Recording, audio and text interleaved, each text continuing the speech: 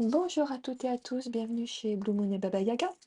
On se retrouve aujourd'hui pour faire un tirage à 3 choix. Il y a bien longtemps qu'on n'en avait pas fait. Et pour ne rien vous cacher, ça commençait à me manquer. Voilà, donc on va faire un tirage à 3 choix. Je remercie de tout cœur toutes les personnes qui likent, qui s'abonnent, qui commentent, qui partagent. Sachez que c'est un soutien énorme que vous apportez à ce modeste petit canal. Alors, choix numéro 1, le voici. Choix numéro 2, voilà. Choix numéro 3, le voilà. Ce que je vais essayer de faire, c'est que je vais essayer de vous montrer les trois en même temps pour que vous puissiez bien les voir. Voilà, j'espère que vous les voyez correctement, les 3 choix. Voilà, je vous laisse le temps de regarder. Et puis, comme d'habitude, vous trouverez le minutage en dessous dans la description. Voilà, je vous dis à tout de suite pour votre lecture. Alors, choix numéro 1, voici les cartes qui sont arrivées pour vous en cœur de jeu. Nous avons, euh, nous avons le 6 de denier, que je vous les montre sans reflet, ou ce serait mieux comme ça peut-être. Allez, on va se mettre de ce côté-là. Le 6 de denier, et cette carte-là, alors en théorie, elle représente le monde, mais comme je fais souvent, j'ai réadapté le jeu, et elle est devenue le mat. Mais vous verrez que c'est assez intéressant parce que voilà, j'ai un petit moustique qui tourne autour de moi. Le monde est également arrivé dans votre jeu. Alors, en cœur de jeu, là, je pense qu'actuellement, vous êtes dans une situation où tout est en train de s'aligner, où bon nombre de dettes karmiques ont été réglées et où vous commencez à recevoir le fruit de vos efforts. Je dirais que c'est un bon moment d'accomplissement, d'achèvement, où vous trouvez vos marques, où vous savez qui vous êtes, ce que vous voulez, ce dont vous ne voulez pas, où vous êtes à peu près au clair avec ce que vous venez faire et où l'univers commence à vous répondre en vous accordant des récoltes, j'allais dire des réussites, c'est un mot dont je me méfie toujours un petit peu, mais en tout cas, voilà, ça s'aligne, ça marche. Il y a des choses qui commencent à répondre positivement. Et cela vous permet de vous retirer d'un jeu qui ne vous convenait plus pour commencer à entreprendre quelque chose de très différent, de tout à fait nouveau, que peut-être vous n'entrevoyez pas encore de façon très claire. 6 de denier est, pour moi, le mat. Il s'agit quand même d'avoir, je dirais, vous êtes sorti de la roue. Vous êtes en train, en tout cas, de sortir de la roue des réincarnations parce qu'un énorme travail de nettoyage karmique et probablement transgénérationnel a été fait. Je dirais, vous avez fait le boulot. Vous avez fait le boulot et vous commencez à en voir des signes dans, dans la manifestation de ce qui se présente dans votre vie. Alors, qui nous sommes? Qui êtes-vous? Le prince de bâton et la roue. Pour moi, vous êtes des personnes dont la mission de vie consiste à aller regarder qui elles sont, à se poser des questions sur votre identité profonde pour élargir la notion d'identité. Je m'explique. Dans le monde où nous vivons, notre identité nous limite bien souvent à notre nom, notre date de naissance, nos études, notre profession, notre famille d'origine et ses valeurs, etc. Tout ce qui se voit dans la forme. Je pense que vous, votre mission, une partie de votre mission telle qu'elle se manifeste actuellement de façon importante, consiste à élargir la notion d'identité personnelle pour y ajouter, ou pour l'élargir à, une identité, j'allais dire une identité cosmique. Ça peut être retrouver votre mémoire cosmique, retrouver votre moi élargi, faire plus de place à votre conscience supérieure, sortir du cadre limitant de la définition que nous avons de nous-mêmes, mais il est vraiment question d'une identité qui doit être élargie, qui doit passer au degré supérieur en intégrant la totalité des parts de notre être. Ça, c'est votre mission de vie. Vous l'adapterez bien sûr à vos circonstances personnelles. Alors, qu'est-ce que vous n'assumez pas? Nous avons le cavalier de coupe et l'impératrice. Qu'est-ce que vous n'assumez pas? Il pourrait y avoir peut-être une petite réticence à sortir de la roue, de cette espèce d'engrenage karmique dans lequel on a été pendant si longtemps, peut-être par peur de ne pas prendre soin de vos proches. Peut-être que vous avez une petite réticence à votre propre libération, à votre propre évolution spirituelle, parce que vous avez l'impression de laisser derrière vous des êtres qui vous sont chers. Parce que vous avez peur de ne pas prendre soin correctement de ceux dont vous avez, soit dont vous avez la charge et la responsabilité, soit en tout cas avec qui vous avez des liens du cœur forts, importants. Peut-être une peur de trahir vos proches en vous libérant, peut-être parce qu'eux-mêmes ne font pas ce travail-là. Ça, c'est quelque chose qui pourrait vous retenir en arrière.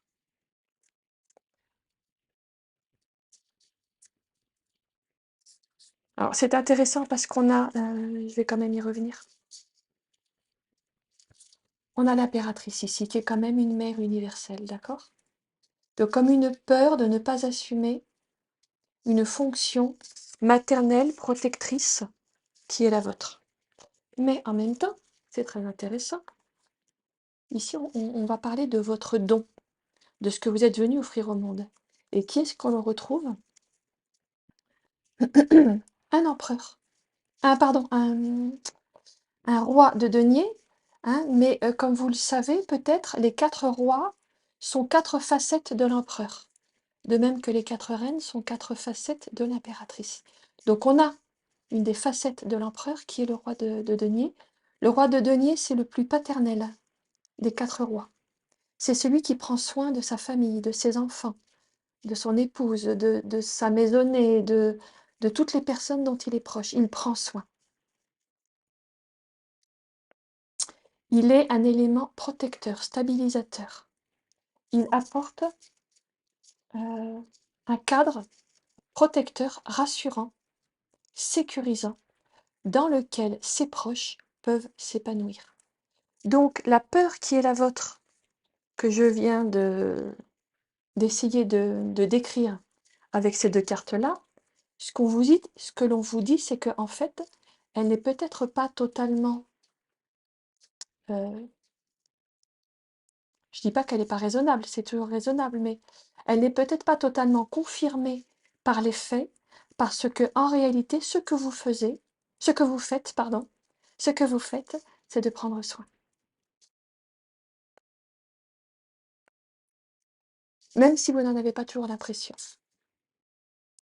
Vous prenez soin en étant vous-même un éclaireur ou une éclaireuse. Vous prenez soin en vous aventurant là où les autres ne s'aventurent pas. C'est votre façon de protéger, d'aider, d'encourager, de soutenir. Il y a avec cette ermite une belle capacité à aller explorer l'ombre, l'inconnu, à s'aventurer dans le désert, à aller regarder les choses telles qu'elles sont, en les éclairant avec la lanterne, pardon, de notre conscience. Voilà, j'ai un chat dans la gorge. Souvent, quand j'ai un chat dans la gorge, j'ai une résistance. Peut-être que vous avez parfois l'impression que ce rôle d'éclaireur qui est le vôtre vous empêche d'assurer votre mission protectrice de vos proches, alors qu'en réalité, c'est le contraire. Comme, comme vous avez à cœur de prendre soin des autres, alors je dis vos proches, mais c'est peut-être plus large que cela. Si vous êtes thérapeute, accompagnant, il s'agit peut-être aussi de prendre soin de toutes les personnes qui viennent vous demander votre aide. Eh bien, dans le cadre sécurisant que vous offrez, vous permettez également à toutes celles et ceux avec qui vous êtes en lien d'aller explorer leur propre voie, d'aller éclairer leurs propres ombres. C'est très très beau. Beaucoup de sagesse, beaucoup de sagesse, de stabilité. Je pense que vous avez en vous des sagesses extrêmement anciennes, issues de nombreuses incarnations, que actuellement, dans la vie actuelle, vous mobilisez pour les mettre au service d'autrui. Il y a quelque chose qui est très généreux dans votre tirage. Quelque chose qui est vraiment profondément généreux. Donc n'ayez pas peur d'avoir l'air centré sur vous et égoïste, parce qu'en réalité, vous donnez beaucoup plus que vous ne semblez le penser. Ici, on va aller regarder quelles sont les influences extérieures, quel est le contexte extérieur auquel vous êtes confronté. On a un 8 d'épée et la lame de l'arcane sans nom, aussi appelée la mort. Vous êtes quand même confronté actuellement, dans votre mission d'âme, je dirais, à un monde moribond et moralement confus. Moralement, mentalement, intellectuellement, émotionnellement confus. Et ça, je dirais que c'est un peu ce que vous venez éclairer. L'ermite là, l'éclaireur que vous êtes, essaye de ramener de la clarté sur la confusion. Essaye de ramener de la lumière dans l'ombre. Essaye de rendre de l'espoir dans des situations de désespoir. Mais vous êtes quand même un peu comme un guerrier en mission dans un monde qui n'est pas forcément très ouvert à son message. Et ça peut générer du découragement, du doute, de la tristesse, ou peut-être de la colère aussi. Mais ça peut générer des émotions qui ne sont pas faciles à vivre, et c'est bien compréhensible. Donc, vous œuvrez dans un contexte qui n'est pas facile. Maintenant, dans ce contexte qui n'est pas facile,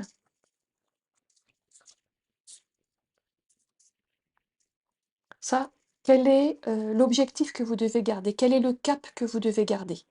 Quelle est la feuille de route à laquelle vous devez vous tenir, je dirais, contre vents et marées? On a le jugement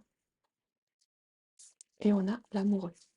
Alors c'est intéressant parce que quand j'ai sorti vos cartes, j'ai commencé par sortir celle du tarot que j'utilise. Ce tarot-là, je l'utilise au complet, les 78 lames. C'était les jugements. Et je me suis dit, c'est dommage, on n'a pas l'amoureux. Et ensuite, quand j'ai sorti ce tarot-là, qui est un triomphe, c'est-à-dire un jeu où il n'y a que les 22 lames du tarot. Enfin, à la base, il y en a 23 dans celui-là, mais moi, je n'en utilise que 22. Qu'est-ce qui est arrivé sur le jugement? C'est l'amoureux. Ça, c'est vraiment les synchronicités merveilleuses du tarot. Il y a un lien entre le jugement et l'amoureux, parce que l'amoureux, c'est celui qui doit s'arracher à un cocon douillet pour aller affronter le monde. Et le jugement, c'est celui qui part affronter le monde. Avec l'amoureux, on cherche sa place dans la famille. Avec le jugement, on quitte sa famille, on prend ses distances, si nécessaire, parce que l'on sait que c'est la seule façon d'accomplir sa mission. Et ça demande beaucoup de courage. Et ça peut être une problématique importante pour vous, en tout cas une thématique, peut-être pas une problématique, mais une thématique importante dans votre vie, de trouver le courage de vous arracher à un clan que, comme on l'a vu avec les cartes précédentes, vous avez pour mission de protéger. On l'a vu avec l'impératrice et on l'a vu avec le roi de denier. C'est difficile de s'arracher à cela pour suivre son chemin, comme on l'a vu avec l'ermite. Mais il vous est dit que c'est vraiment ce que vous avez à faire, parce que c'est cette voie-là qui va vous permettre d'accomplir ce que vous êtes venu accomplir et finalement d'aider les personnes que vous avez peut-être peur de trahir. Des fois, c'est paradoxal ce que la vie nous demande. On craint de faire quelque chose de mal et à l'arrivée, il nous est dit que finalement, c'était quand même une bonne chose, même si on a un petit peu bousculé notre entourage. Et puis, le deuxième message qui vient se superposer à ce premier-là, c'est le suivant. Ces deux cartes-là, enfin, cette carte-là, pardon, excusez-moi, l'amoureux, c'est la carte du Gémeaux. Le Gémeaux, il est double. Double ou dédoublé. Et moi, ça me parle quand même du dédoublement que l'humanité est en train de vivre entre l'ancien monde et le nouveau monde. Et moi, je pense que vous êtes en train d'accompagner ce dédoublement de l'ancien monde et du nouveau monde qui partent vers des lignes temporelles différentes. Vous êtes en train de l'accompagner pour l'amener à sa réalisation. Le jugement, c'est quand même le jugement dernier. C'est mort et renaissance. Mort de l'ancien monde, renaissance du nouveau monde. Passage à l'étape supérieure. Hein. On voit cette personne-là qui quitte une forme de, je dirais, de matrice pour passer sur un plan différent par son corps de lumière pour aller vers quelque chose de beaucoup plus vaste et de beaucoup plus intégré. Hein. La terre de l'ours s'intègre à l'air de l'aigle. Intégration de la matière et de l'esprit. Vous êtes en train d'accompagner un monde confus moralement et moribond vers la séparation entre l'ancien monde et le nouveau monde pour emmener autant de personnes que vous le pourrez vers le nouveau monde. Jugement, jugement dernier, transmutation.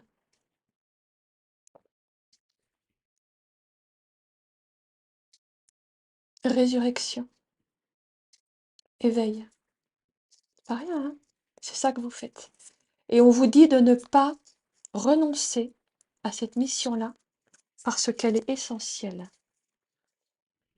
Quelle est la suite la plus probable pour vous? J'en ai quasiment des frissons. Voilà, je vous les montre dans le bon ordre. Quelle est la suite la plus probable pour vous? Roi d'épée, encore un roi, et le pape. Je pense que là, on est sur le groupe des enseignants. Enseignants, thérapeutes. Vous avez vraiment vous avez une mission d'enseignant et de thérapeute. Clairement, le roi d'épée, c'est celui qui maîtrise sa parole pour transmettre une vérité parce qu'il a atteint un degré de discernement très élevé. Le pape, c'est l'enseignant par excellence. Celui qui permet de passer de la matière à l'esprit, comme je l'ai dit quand je vous ai montré cette carte, puisque degré 5, il passe du 4 de la matière au 5 où on s'arrache à la matière. Le 5 est toujours, dans la numérologie du tarot, le 5 est toujours le degré où il y a des crises transformatrices, des évolutions qui chamboulent tous les équilibres pour amener vers quelque chose de nouveau, de plus vaste, pour amener au palier supérieur. Et ce pape-là, pour moi, c'est un des plus beaux papes qui soit. En général, j'ai du mal avec la carte du pape dans les tarots. Celle-ci, je pense que c'est la plus lumineuse de toutes celles que j'ai jamais vues. Et ce que je trouve très intéressant, c'est que le pape, là, dans les correspondances avec l'astrologie, il est lié au taureau. Le taureau, c'est la tradition, c'est les rituels. On répète les rituels parce qu'on pressent qu'ils ont une valeur de recentrage, de transformation, d'amélioration de soi. Et ça, c'est la religion, le travail de la religion, à l'ancienne, avec les sagesses très anciennes que j'ai évoquées tout à l'heure euh, quand j'ai parlé du parcours sur lequel vous pouviez vous appuyer. Mais en même temps, notre pape, là, il est accompagné du roi d'épée. Et le roi d'épée, dans les correspondances astrologiques du tarot, il est Verseau. Et le Verseau, c'est vraiment le nouveau monde, la nouveauté, l'ère du Verseau. Un fonctionnement radicalement nouveau, un renversement des anciennes valeurs, des anciennes structures, des anciennes constructions. Je pense que vous êtes des enseignants du nouveau monde, capables d'intégrer et de dépasser les anciens enseignements pour les refondre dans quelque chose de nouveau, dans quelque chose qu'on n'a pas encore inventé. Vous intégrez des anciennes sagesses sur lesquelles vous pouvez vous appuyer, mais pour aller vers l'ère du Verseau, dont le roi d'épée est le messager, je dirais, par excellence. Magnifique. C'est magnifique, j'en ai des frissons. Je pense que là, on est vraiment dans le choix numéro 1, on est vraiment dans le groupe des enseignants. Et puis, je vais quand même vous montrer, parce que je la trouve intéressante. Oui, je vais vous montrer la combinaison de deux cartes là, qui est arrivée au dos des deux jeux que j'ai utilisés. Nous avons le 9 d'épée, et cette carte-ci, qui dans le jeu original était le mat, mais qui pour moi, dans ma nouvelle construction avec ce jeu que je me réapproprie, c'est le monde. Le monde là, c'est l'ange liberté. Le contexte général de tout ceci, c'est un accomplissement, un achèvement et une énorme expansion de conscience dans un contexte douloureux où il y a des doutes, des inquiétudes, des remises en question. Mais je vous rappelle que le 9 de denier, alors il est très souvent associé aux insomnies, aux soucis, à tout ce qui nous empêche de dormir, mais tout cela est également, si on le regarde de l'autre côté, c'est ce qui nous tient en éveil. Pour moi, le 9 de denier, c'est la carte de l'éveil, c'est la carte du moment le plus douloureux avant l'éveil, qui viendra en 10 d'épée. C'est le moment le plus douloureux, je dirais, le moment où la nuit est la plus froide et la plus noire, je dirais la nuit noire de l'âme, où on a fait tout notre parcours, mais c'est l'ultime épreuve de doute avant le monde, avant la lumière, avant l'éveil, avant l'accomplissement. Voilà où vous en êtes. Donc ne doutez pas, même si c'est pas facile, vous avez vraiment une parole à porter dans le monde. Alors pour certains, ce sera une parole qui prendra vraiment la forme d'une parole d'enseignant, d'accompagnant, de thérapeute, de coach ou quoi que ce soit, peut-être d'auteur ou aussi par la voie artistique. Pour d'autres, ça se fera ou ça se fait déjà de manière plus informelle, avec votre entourage, votre environnement, votre famille, vos amis, peu importe. Dans les deux cas, ça a la même valeur et ça a le même impact sur le monde. Quelle que soit l'échelle à laquelle vous faites les choses, ne vous jugez pas vous-même au nombre de personnes que vous allez impacter. Que vous impactiez 3 personnes ou 1000 personnes, ce que vous offrez au monde a exactement la même valeur. Et ça ne, voilà, ça ne préjuge en rien de votre légitimité personnelle. Voilà ce que j'ai pour vous qui avez fait le choix numéro 1, en espérant que ça vous aura aidé. Je vous remercie et je vous dis à bientôt chez Blue Moon et Baba Yaga. Choix numéro 2. Voici où vous en êtes en cœur de jeu. La justice et le magicien. Au vu de tout votre jeu, et il est évident pour moi que ici, on a un groupe de personnes qui ont été confrontées depuis très longtemps à de multiples injustices et qui ont peut-être une âme de justicier, mais en tout cas qui ont un désir maintenant de réparer tout ça, de remettre de l'ordre. Il se peut que vous ayez des mémoires, alors ça va peut-être être un peu douloureux là ce qui m'arrive au moment où je vous fais le tirage, des mémoires de violence, d'esclavage, de prison injuste, d'accusations injustes, peut-être aussi de confinement, de vie en reclus. Peut-être des mémoires, par exemple, de, vous savez, les femmes qui étaient enfermées dans les couvents, ou de prisonniers politiques, on me dit, prisonniers de guerre. Vous avez je pense que vous portez beaucoup de mémoire, d'injustice, de limitation, et que là, maintenant, c'est terminé. Vous êtes en train de vous faire justice. Vous êtes en train de reprendre la main sur une longue période, je dirais de longue mémoire, parce que ça date pas forcément de cette vie, de longue mémoire, où vous avez été tenu à l'écart, mis à l'écart du monde, en dehors du jeu, en dehors d'un groupe, d'une famille. Il y a des mémoires d'exclusion injustes. Et ça, alors, il y a eu beaucoup d'apprentissages, mais ça y est, vous les avez faits.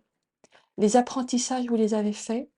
Maintenant, là, il est temps de prendre conscience de l'extrême importance pour vous de la justice. Et s'il y a dans votre environnement des personnes qui vous disent que vous êtes trop exigeant, trop à cheval sur certaines questions d'injustice, ces personnes-là n'ont peut-être pas conscience à quel point c'est important pour vous, à quel point c'est vital pour vous de ramener de la justice dans des situations d'injustice. C'est votre chemin de vie. Alors, qu'est-ce que vous venez faire? À nouveau, hein, guérir. Convalescence. La convalescence, là, le thérapeute, vous venez guérir. Vous venez guérir pour vous-même et probablement au-delà.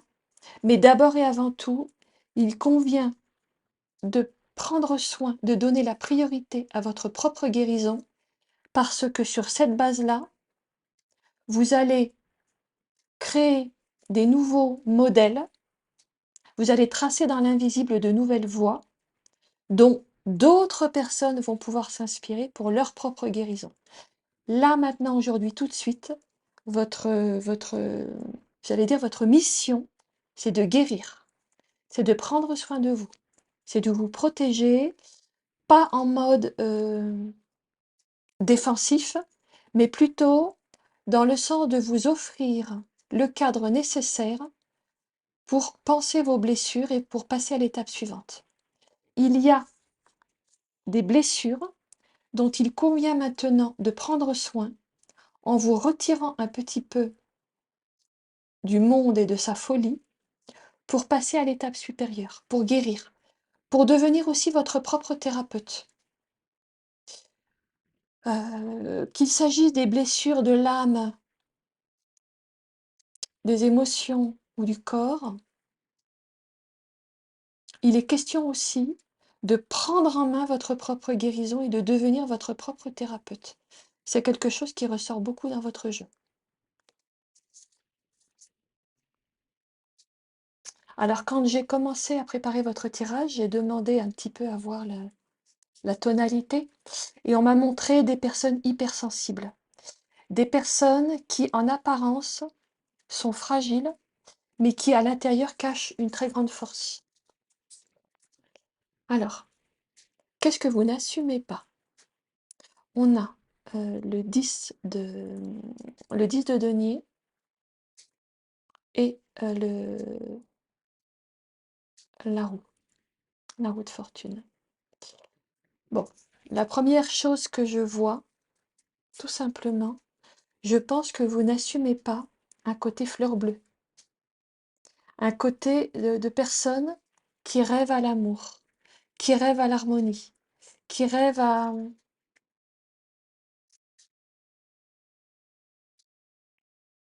un monde où tout le monde prendrait soin les uns des autres.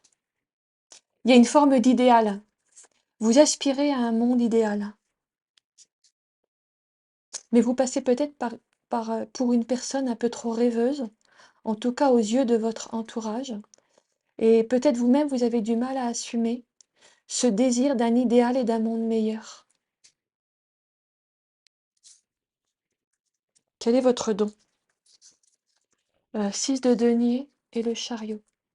Bon, clairement, vous êtes là pour remettre les pendules à l'heure. Vous êtes là pour remettre de l'ordre. Vous êtes là pour rééquilibrer la balance. Hein. On a en cœur de jeu, on a la justice qui est en cœur de jeu et qui arrive plus loin, comme on le verra.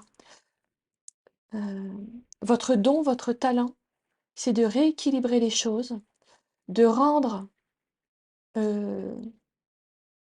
à ceux qui ont été privés ce qui leur revient de droit, de vous remettre vous-même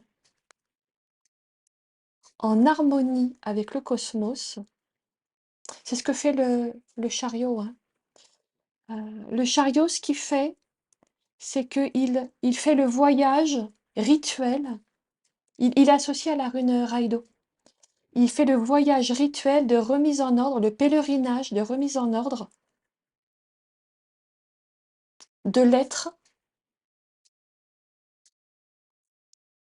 avec l'ordre du cosmos. Il fait le tour de la grande roue du zodiaque pour, étape après étape, vérifier qu'il est bien dans le respect des lois de l'univers. Je pense que vous avez une connaissance innée, mais qui est issue de nombreuses vies antérieures liées à l'injustice. Vous avez une connaissance innée dans cette vie actuelle des lois de l'univers, des lois de l'harmonie, des lois de l'équilibre. Vous avez une connaissance innée des lois du karma. C'est pour ça que vous avez cette hypersensibilité à ce qui est juste et à ce qui est injuste. C'est parce que vous connaissez très bien les lois du karma, les lois des causes et des conséquences. Vous avez à cœur d'apporter des réparations pour vous-même et pour le monde à travers un retour au respect des lois de l'univers. Et une de ces lois stipule que quand il y a une injustice qui est commise à un moment, il doit être réparé à un autre moment. Réparé et compensé. Pas seulement réparé, compensé. Ça, c'est vraiment ce que vous offrez au monde. En le faisant pour vous-même, vous tracez des voies pour que les autres puissent le faire. Ici, on va aller regarder quelles sont les résistances que vous pouvez rencontrer dans l'accomplissement de votre mission. Quelles sont les résistances à l'extérieur que vous pouvez rencontrer dans l'accomplissement de votre mission. Nous avons la princesse de denier et l'étoile. Pour moi, la résistance que vous rencontrez dans le monde, ça pourrait être un regard un petit peu ironique que le monde ou que votre entourage pose sur vous par rapport à vos valeurs dans lesquelles on pourrait voir une forme de naïveté. J'ai parlé tout à l'heure du côté fleur bleue. Il est très possible que votre entourage vous voit comme une personne un petit peu idéaliste, une personne un peu naïve dans sa croyance en un monde meilleur, une personne un peu naïve parce qu'elle parle aux animaux, aux fleurs, aux arbres, aux étoiles et à l'invisible. Une personne un peu naïve parce que la vision qu'elle a du monde, finalement, on pourrait vous dire, oui, mais ça, c'est une vision de conte de fées. On pourrait vous dire, tu vis au pays des bisounours. On pourrait vous dire, étoile, hein, étoile Verseau, nouveau monde. On pourrait vous dire, tu es complètement idéaliste, tu es en décalage avec le réel. On pourrait des fois vous dire que vous n'êtes pas dans le réel, alors que vous y êtes complètement. Vous y êtes en réalité complètement. Mais il pourrait y avoir une résistance du monde qui considère que vos combats sont un petit peu comme les combats de Don Quichotte qui se bat contre les moulins à vent. Alors que pas du tout. Ce que vous faites, c'est complètement aligné. Ne doutez pas. Ne doutez pas parce que voilà les deux cartes qui nous parlent de ce que l'on vous invite à continuer à faire. Nous avons la princesse de coupe, encore une princesse, et cette carte qui est une représentation de la tour. Alors elle est un petit peu différente de ce que l'on connaît habituellement de la tour, mais elle a comme point commun avec la tour la sortie d'un enfermement. Je vous ai parlé en début du jeu du fait que je ressentais que vous avez été des personnes qui avaient vécu, qui portaient dans vos mémoires un confinement, un enfermement.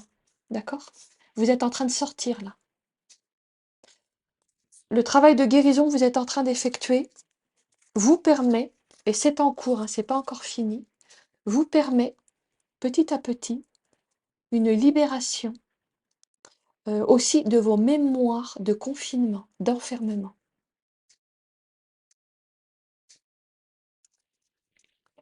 La dame de coupe, la princesse de coupe, pardon, ici, elle vient prendre soin,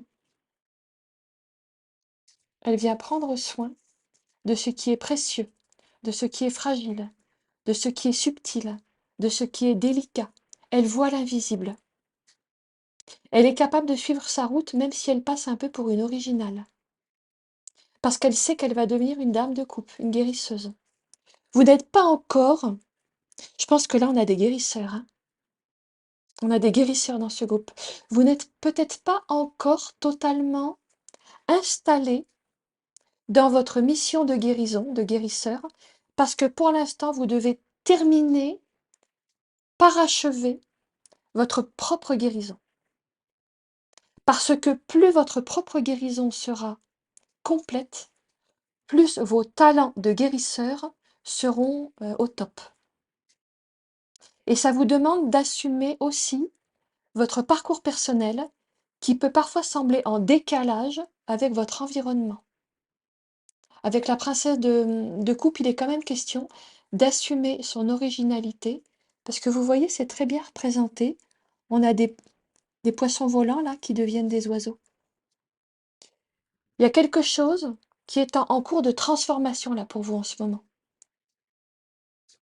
En cours de maturation. La tour, c'est quand même l'Athanor, c'est quand même le creuset alchimique dans lequel les transmutations, les libérations se font. Quand on sort de la tour, on sort d'un enfermement. Et ça, c'est ce que vous êtes en train de faire. Vous êtes en train d'œuvrer à la libération de votre propre enfermement. Et vers quoi ça va? Grosse prise de conscience.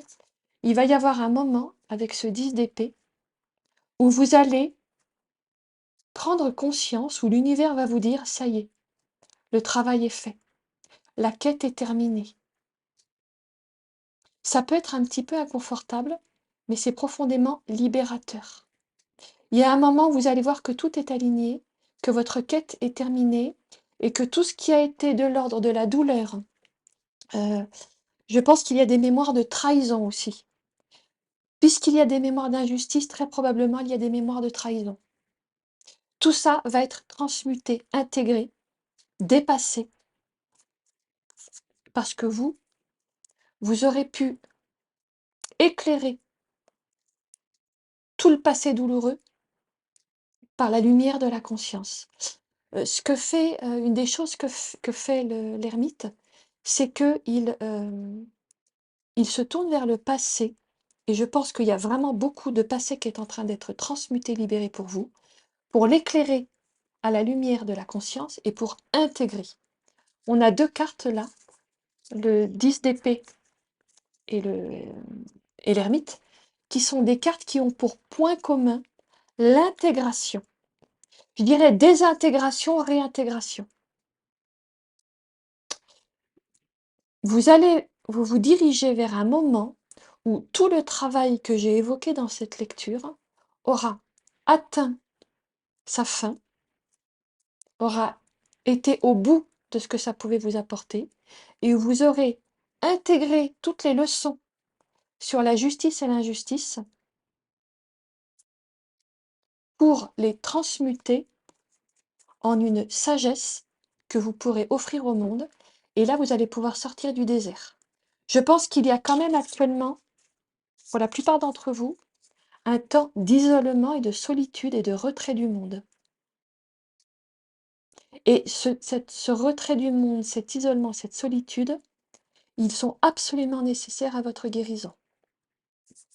Mais il y a un moment où vous allez sortir du désert pour pouvoir partager votre expérience d'une manière ou d'une autre.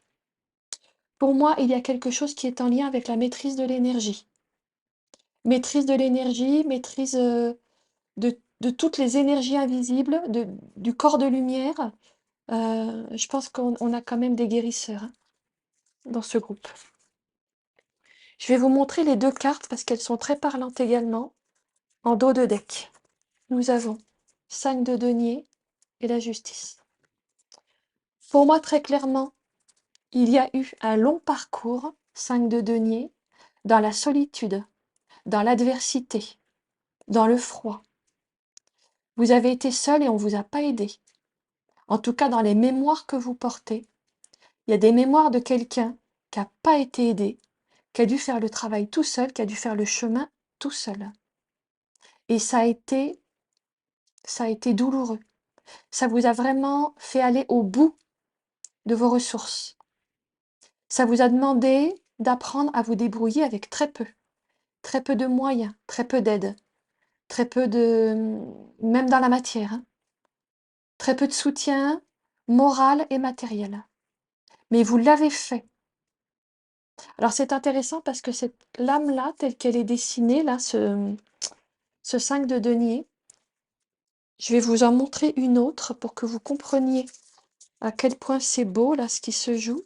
Il faut juste que je la trouve. Alors, je ne l'ai pas préparée parce que quand j'ai sorti votre tirage tout à l'heure, voilà, ça ne m'était pas sauté aux yeux, mais alors là, c'est criant. Elle est en écho avec la lame de l'ermite. Vous avez fait tout ce chemin, ça c'est votre passé, de solitude, de dénouement, probablement d'un sens d'un vécu d'injustice et d'une certaine dureté pour arriver maintenant à la carte de l'ermite, puisque je vous rappelle que c'est vers cela que vous vous dirigez, hein, l'ermite. Cet ermite-là, je dirais qu'il est en filigrane, à l'arrière-plan de toutes les épreuves que vous avez traversées pour ramener de la justice. On retrouve la justice qui était la lame au cœur de votre jeu. Voilà, vous avez la justice en cœur de jeu et en dos de deck. C'est-à-dire là où vous en êtes maintenant, c'est exactement ce que vous devez faire. Complètement aligné à ce que vous faites. Voilà, c'est vers ça que vous allez. Ramener une justice sur un vécu d'injustice. Ramener aussi beaucoup de lumière là où on vous a beaucoup laissé dans le noir. On vous a laissé dans la nuit. Je pense qu'il y a vraiment des personnes parmi vous qui ont des mémoires, on me dit, de tombeaux. On vous a mis au placard. On vous a mis au couvent. On vous a mis à l'écart. Il y a aussi des mémoires d'ermites, mais pas l'ermite lumineux, le sage, qui est en quête de sagesse. L'ermite, c'est celui, le côté négatif aussi, celui qui a été mis au banc de la société. Des mémoires d'ostracisme. Vous portez des mémoires d'ostracisme que vous êtes en train de libérer et de guérir. Parce que dans le désert que vous avez traversé, vous avez été confronté à vos propres démons, mais vous avez aussi appris à manier avec la plus grande justesse et la plus grande justice les lois de l'énergie, les lois de l'univers. Et à nouveau, là, on me montre des personnes qui crépitent d'énergie parce que elles arrivent à un stade de maîtrise. Et c'est ça qui permet, comme je le pense, qui va vous permettre, par la suite, une fois que tout ceci sera intégré, d'assumer un pouvoir de guérisseur. C'est peut-être quelque chose, en fait, dont vous avez hérité. Il y en a peut-être parmi vous qui ont un pouvoir de guérisseur qui a été transmis par des lignées. Vous avez peut-être des ancêtres qui étaient rebouteux, guérisseurs, que sais-je, chamans, sorciers, sorcières. C'est quelque chose dont vous avez peut-être des, des mémoires génétiques ou transgénérationnelles. Ça vous est transmis. Et vous allez pouvoir l'offrir au monde à votre manière, en dépassant, en ayant dépassé toutes les vieilles limites. C'est magnifique, hein. C'est magnifique. Écoutez, j'espère que tout ceci vous aidera à vivre au mieux ce qui se présente pour vous maintenant dans cette période que je ressens comme une grande période de transition où on a besoin de faire des bilans pour, pour voir clairement où on en est. Voilà, j'espère que ça vous aura aidé. Et puis, je vous dis à bientôt chez Blue Moon et Baba Yaga. Alors, choix numéro 3. Voilà les deux cartes qui nous parlent de vous, qui sont arrivées en cœur de jeu. Juste avant de tirer les cartes, j'ai demandé à me relier à un porte-parole de votre groupe. Et on m'a montré quelqu'un d'apparence, j'allais dire banale. Je ne suis pas du tout en train de dire que vous êtes des personnes banales, mais des personnes un peu passe-partout dans leurs vêtements, dans leur attitude, dans ce qu'elles montrent au monde. Des personnes qui vivent actuellement dans la croyance qu'elles n'ont rien à offrir, qu'elles ne sont personne, qu'elles n'ont rien de particulier, qu'elles n'ont pas de talent. Des personnes qui se disent: «Non mais moi, je suis pas thérapeute, je suis pas enseignant, je suis pas artiste, j'ai rien à donner, j'ai une vie très, très banale» et cetera. Heu, un peu des personnes qui se ressentaient comme des enveloppes creuses. Et voilà la première carte qui est arrivée, où on voit cette, cet être, mais en fait on ne voit que le costume et à l'intérieur il y a personne. La notion d'enveloppe creuse, en tout cas d'impression d'être une enveloppe creuse. Je rappelle que la mort, traditionnellement, on l'appelle l'arcane sans nom. Et moi, ce que j'entends là, c'est mon nom et personne. Des gens qui ne veulent pas être quelqu'un. Des gens qui ne veulent pas être mis en avant. Des gens qui ne veulent pas se montrer. Des gens qui ont un très très grand souci, désir de rester discret, de ne pas se mettre en lumière. Sauf que on a quand même ce phénix là qui arrive, et puis alors là, le soleil. Moi, ce que je vois, ce sont des personnes qui cachent leur lumière. Des personnes qui cachent leur lumière parce que, on va le voir, il y a des choses à résoudre par rapport aux questions de l'ombre et de la lumière. Je vais vous montrer tout de suite les deux lames qui sont arrivées en dos de deck. On a l'amoureux, l'ermite. Moi, je vois des gens qui ont un questionnement là sur l'ombre et la lumière. la partie sombre de soi, la partie lumineuse de soi, et qui ont préféré se mettre en retrait, hein, ermite. Des personnes qui ont préféré se mettre en retrait, en lien avec des questions sur nos parties sombres et nos parties lumineuses. Alors, qu'est-ce que vous venez faire? On a le 7 de coupe et le chariot. Dans les deux cas, on a vraiment un peu un message similaire. Le 7 de coupe, c'est celui qui doit intégrer la matière et l'esprit. C'est celui qui doit intégrer deux dynamiques apparemment contraires. Notre côté matériel, qui parfois peut être dense, lourd, douloureux, un peu sans espoir, et notre côté spirituel qui est très élevé, très éthéré, mais qui quelquefois peut sembler un peu planant. Il s'agit d'intégrer les deux.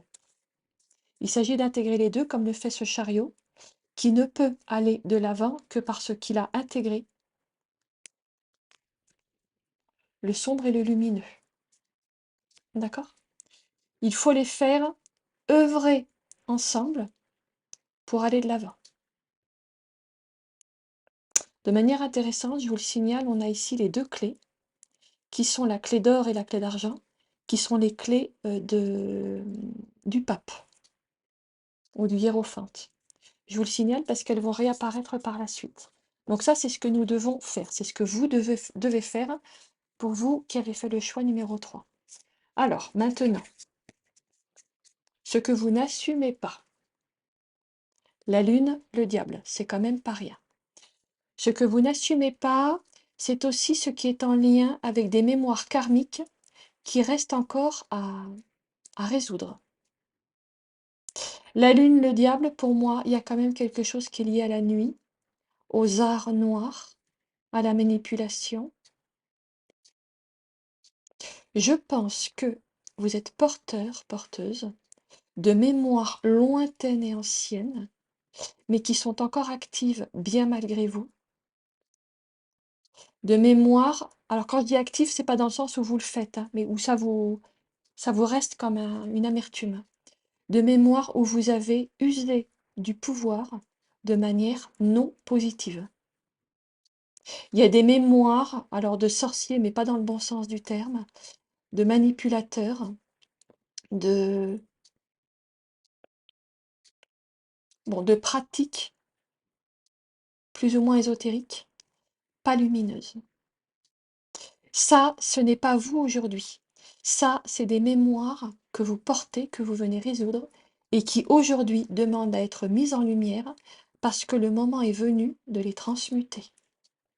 Parce qu'elles vous ont beaucoup retenu jusqu'à présent. Je pense que c'est déjà en cours, hein. Ce que je vous dis là, c'est peut-être pas totalement nouveau pour vous. Je pense que ça vient pour vous plutôt comme une confirmation d'une thématique de vie que vous connaissez déjà. Je ne vous apprends rien, je vous confirme que cette thématique-là, ces mémoires non lumineuses, vous œuvrez à les dépasser, vous êtes en train de le faire. Ces deux cartes-là nous parlent de votre don. On a un 7 de denier et on a la roue. Le 7 de denier, c'est celui qui sait faire advenir les récoltes. De manière intéressante, il est en pleine nuit là. C'est-à-dire que même quand en apparence il fait nuit, vous savez quand même faire advenir des choses qui finalement sont assez positives. Mais un des défis du 7 de denier dans ce tarot, ce tarot, il est inspiré du système Thoth. Donc je ne le lis pas exactement, en particulier pour certaines cartes, comme le Rider-Waite. Ici, il nous parle quand même de trouver sa voie. Il y a quelqu'un qui hésite à trouver sa voie. Il y a quelqu'un qui a sûrement accompli des choses dans la matière, mais qui sent qu'il est appelé, il ou elle est appelé à quelque chose d'autre. Mais pour l'instant, c'est pas encore clair. Parce que vous savez qu'il y a quelque chose de plus grand qui doit être manifesté. Je pense que vous êtes là aussi pour accompagner dans une transition vers quelque chose de plus large, faire tourner la roue.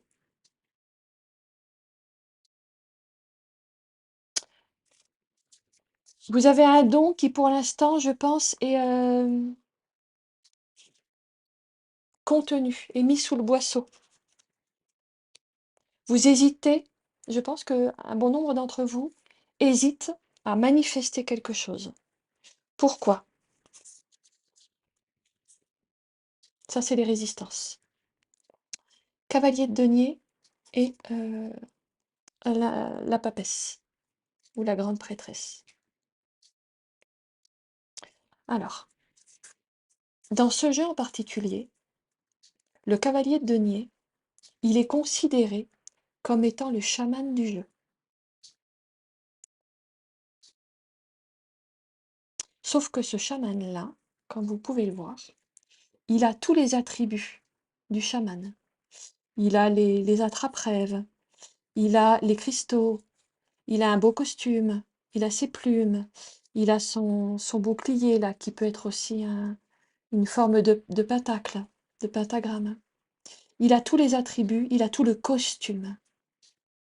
Il a tout le costume du chaman. Et vous ne voulez surtout pas vous assimiler à un costume.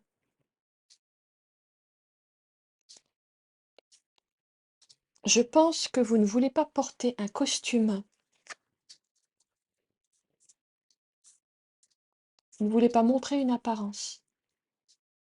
Ici, du chaman, et je pense qu'il y a parmi vous un bon nombre de personnes qui, qu'elles le veuillent ou non, ont des dispositions chamaniques.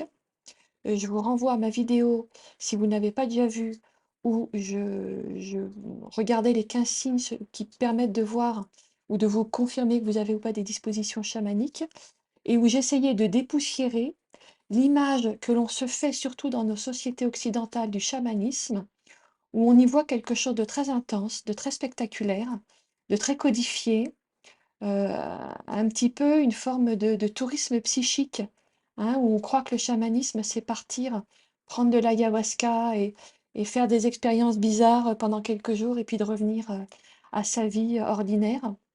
Et j'essayais de dépoussiérer tout ça dans cette vidéo, donc je vous y renvoie. Vous êtes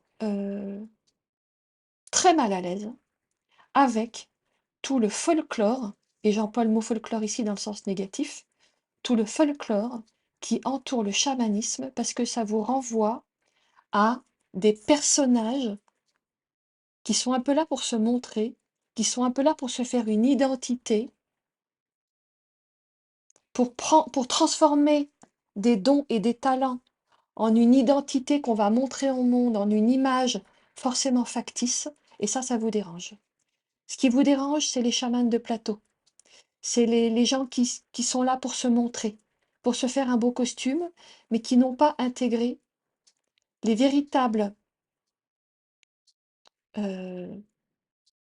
engagements auxquels nous contraint nos capacités, auxquels nous contraignent, pardon, nos capacités d'interaction avec l'invisible. Je pense que vous supportez très mal toutes les personnes qui se vantent de leurs interactions avec l'invisible, toutes les personnes qui se vantent de posséder un pouvoir, toutes les personnes qui s'identifient à leur costume. Ça, vous ne supportez pas. Et du coup, vous préférez vous cacher, vous préférez vous mettre en retrait, vous préférez mettre un couvercle sur votre lumière plutôt que de prendre le risque de ressembler à ces personnes-là. Sauf que, c'est très intéressant, sauf que vous ne pouvez plus vous assimiler à ces personnes-là parce que voilà ce que l'on vous demande de faire. Deux cartes très très fortes. D'abord, nous avons la force. Et dans mes conventions à moi, que je retire beaucoup du travail proposé par Jodorowsky, mais pas que, la force, c'est la chamane. Mais la vraie chamane. Celle qui est authentique.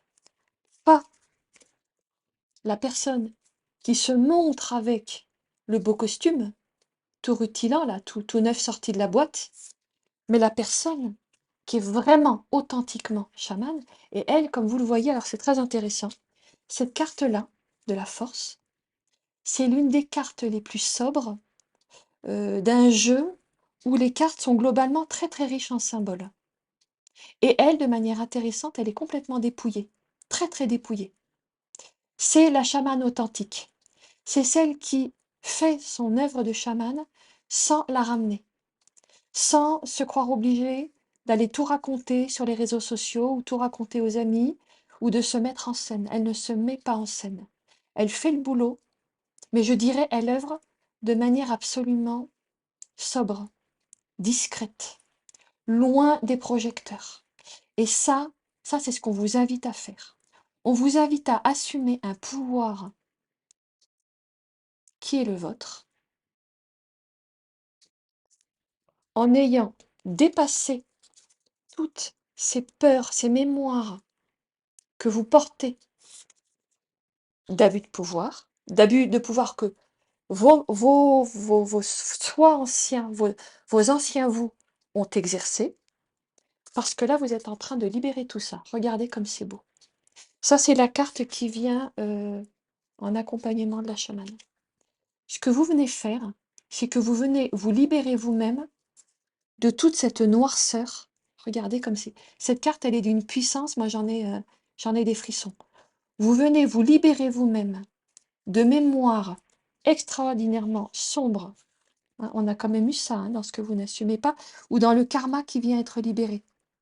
Ça, c'est ce que vous venez libérer, avec toutes les ombres de la lune. Eh bien, voilà ce que vous êtes invité à faire maintenant, à vous extirper, à vous dégager de tous les derniers reliquats, parce que ça fait un moment que vous y travaillez. Hein. Une fois de plus, c'est pas nouveau. Hein.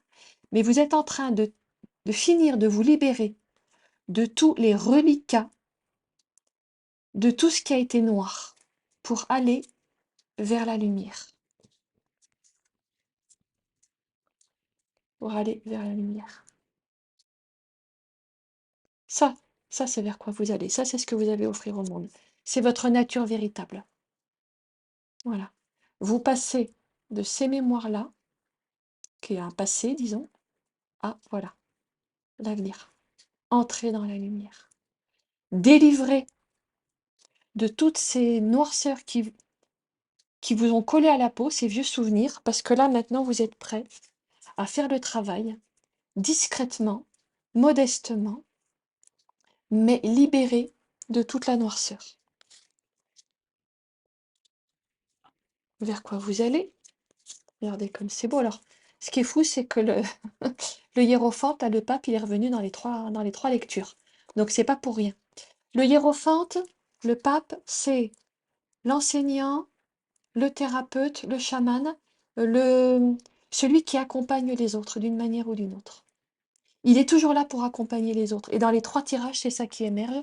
Je trouve ça fou, moi. Voilà, ce vers quoi vous allez. L'impératrice et le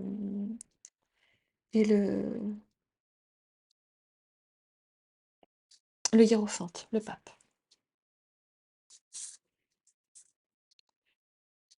Je pense que votre lumière qui permet non seulement pour vous-même de sortir, de vous libérer des vieilles mémoires d'emprise, mémoires de manipulation, cette lumière-là qui est valable pour vous, mais aussi pour les autres, vous allez pouvoir la faire briller, vous allez pouvoir assumer ce que vous êtes, parce que là, il n'y en aura plus que le côté lumineux. Le côté noir, il a été libéré. Ce que fait l'impératrice, c'est qu'elle prend soin. Elle donne le jour, elle donne naissance, elle met au monde. Moi, ce que je vois là, c'est la mise au monde du nouveau vous. Si vous voulez, pour moi, cette impératrice, elle répond à la mort. On est dans les deux cas, Voilà, je vous les montre dans le bon ordre. Dans les deux cas, on est en degré 3, d'accord? On a un axe là. On a un axe de degré 3. Le 3 de l'impératrice, le 13 de la mort ou de l'arcane sans nom. Mort et renaissance. Le cycle éternel de la mort et de la renaissance. On a commencé avec cette carte de quelque chose qui est éteint, de quelque chose que vous avez, je dirais, de quelque chose que vous avez, à quoi vous avez dû, que vous avez dû dissoudre. Vous œuvrez actuellement à travailler, à dissoudre tout ceci. Vous venez le nettoyer. Et donc, c'est une forme de mort de votre ancien vous, de mort de vos vieilles mémoires, de mort de toutes ces lourdeurs que vous portiez pour une naissance. Je vous rappelle aussi que le jugement, c'est la carte de la résurrection.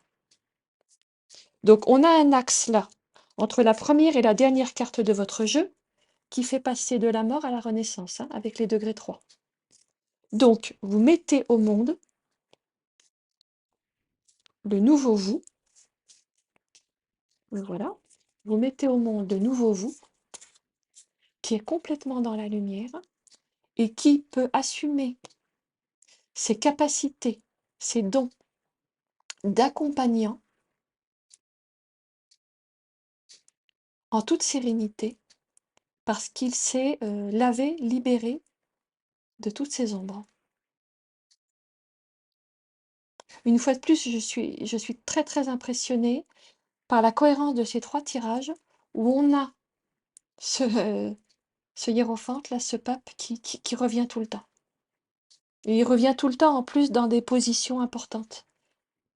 C'est vers ça que vous allez. Renaissance du nouveau vous. Parce que l'impératrice, elle est en plein... c'est une carte... pardon, l'impératrice, c'est une âme de déploiement, d'expansion. Elle s'offre, elle se donne, elle se montre. Pas par exhibitionnisme, parce que elle est la beauté, elle est l'amour. C'est Vénus, hein. Elle est la beauté, elle est l'amour, elle est la vie. Elle est la gardienne de la vie. C'est Gaïa aussi. C'est Vénus et Gaïa en ce qu'elle est la gardienne du jardin d'Éden. Elle a un lien très puissant avec les énergies et les forces de la nature. Et ça, je pense que parmi vous, vous êtes nombreux, nombreuses, à avoir un lien très puissant avec les énergies de la nature, avec les êtres de la nature, avec les éléments et les élémentaux. Les elfes, les dragons, les fées, les ondines. Vous avez un lien puissant, une connexion très très puissante avec tous les mondes de la nature. Tous les mondes liés à Gaïa, à la terre-mère. Mais forcément, si vous avez, comme je le pense, des dispositions chamaniques, indépendamment de tout ce qu'on peut avoir collé, nous, occidentaux, comme cliché sur le chamanisme, oubliez tout ça. Et vraiment, je vous parle de votre rapport au monde, à la terre-mère. C'est ça votre voie. Il se peut que dans le passé, ça a été mal utilisé. Hein. Cette carte, c'est celle du diable. Et le diable, c'est quand même le grand dieu Pan, mais dans sa version diabolique, dans sa version noire. Mais à l'origine, c'était le grand dieu Pan, qui est l'époux de Gaïa, la terre-mère, notre impératrice. Donc, cette connexion à la terre-mère, à Gaïa, pour vous, elle est très profonde, elle est très ancienne. Dans un très lointain passé, il y a eu des mémoires où ça a été utilisé, pas dans un sens lumineux, mais là maintenant, ça s'est guéri, c'est transmuté. Je dirais que vous êtes en train d'apprendre à garder vos apprentissages du travail avec l'énergie, hein, puisque le 7 de denier, c'est celui qui obtient les récoltes. Il sait obtenir les récoltes, il sait travailler avec l'énergie. Donc vous gardez les mémoires positives de très longs chemins d'apprentissage du travail avec les énergies, mais maintenant, pour les mettre au service de la lumière, pour les mettre au service de la nouvelle Terre. Vous êtes un chaman du nouveau monde, hein. Quelle que soit la forme que ça prend pour vous, une fois de plus, hein. Ne le maintenez pas dans une vision étriquée. Mais c'est ça que vous venez faire. Et c'est très très beau. J'y vois quelque chose de l'ordre d'une réconciliation. On va terminer là-dessus. Vous êtes en train, je pense, de vivre une très belle réconciliation entre votre part d'ombre et votre part de lumière. Parce que dites-vous bien que le chemin dans l'ombre, c'était, c'est sûr, c'est pas glorieux, mais d'abord, on en est probablement tous passés par là, mais c'est aussi un chemin d'apprentissage. Vous avez fait un énorme chemin d'apprentissage. Vous passez du 6 au 7. Vous passez de ce qui était presque complet à ce qui est complet, hein. Le degré 7, c'est toujours le degré maximal de ce qu'on peut atteindre dans la matière. Voilà ce que j'ai pour vous qui aviez fait le choix numéro 3. J'espère que ça vous aidera à, je dirais, à retrouver une paix avec vous-même. Parce qu'il y en a peut-être parmi vous qui ont un peu été en guerre contre eux-mêmes. Et là, aujourd'hui, il est temps de faire la paix avec vous-même parce que maintenant, il n'y a plus que la lumière. Et oui, et je termine quand même avec ça parce que je ne vous l'ai pas dit. Je vous ai dit tout à l'heure, là, ce que vous veniez faire. On avait les deux clés, la clé d'or et la clé d'argent, qui ont été mises ici dans la lame du chariot. Mais en fait, en réalité, la clé d'or et d'argent, ce sont les clés que détient le hiérophante, le pape. Intégrer le matériel et le spirituel. Donc c'est ce que vous allez faire. Ces deux clés d'or et d'argent, là, que vous êtes en train de récupérer, vous allez les réunir, les rassembler dans ce qui est la suite la plus probable pour vous, si vous intégrez tout ce qui a été dit ici. Voilà, donc j'espère que tout ceci vous aura aidé et intéressé. Merci pour votre attention et puis je vous dis à bientôt chez Blue Moon et Baba Yaga.